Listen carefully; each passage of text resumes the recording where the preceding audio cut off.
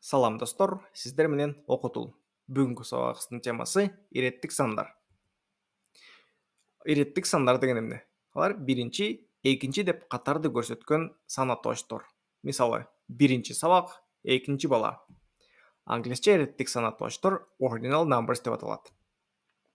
Бардык сандардын аягына th же болбосо th деп окулган мүчө кошулат. Мисалы, seventh, жетинчи, eighth, сегизинчи жана башка. 1, 2 жана 3 сандары өзгөчөлөнүп, аягына th мүчөсү уланбайт. Алар толугу менен жазылышын өзгөртөт. Мына аларды окуп көрүңүз. Биринчи first, экинчи second, үчүнчү third. Эгерде th мүчөсү и же болбосо ve тамгалар менен бүткөн сандардын аягына коюлса, анда акыркы үндү жок болуп кетет дагы, анын үстүнө v тамгасы f болуп калат. Ал сандар булар: 5, 9 жана 12, 5, 9 жана 12.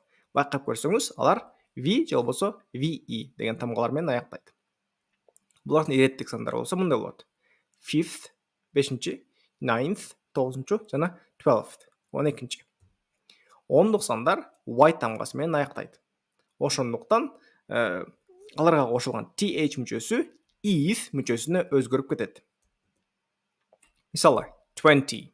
Байкап көрсөңүз, бул y тамгасы менен аяктаган сан. Ошондуктан th мүчөсү eth мүчөсүнө өзгөрүп кетет. 20th. Жана башка ондук сандар. 30th, 40th, 50th, 60th, 70th, 80th жана 90th. Ондук сандардан кийинки иреттик сандар буга чейинки эрежелерде эле болуп айтылат. Мисалы, 51-чи, 51st.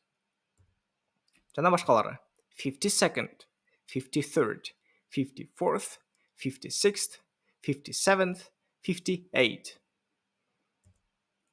Иреттик сандарды сан менен жазууда бул эрежени билүү зарыл. Алгач санды жазабыз, жанына болсо иреттик мүчөнү жазабыз. Мисалы, 21st student, 21-чи студент.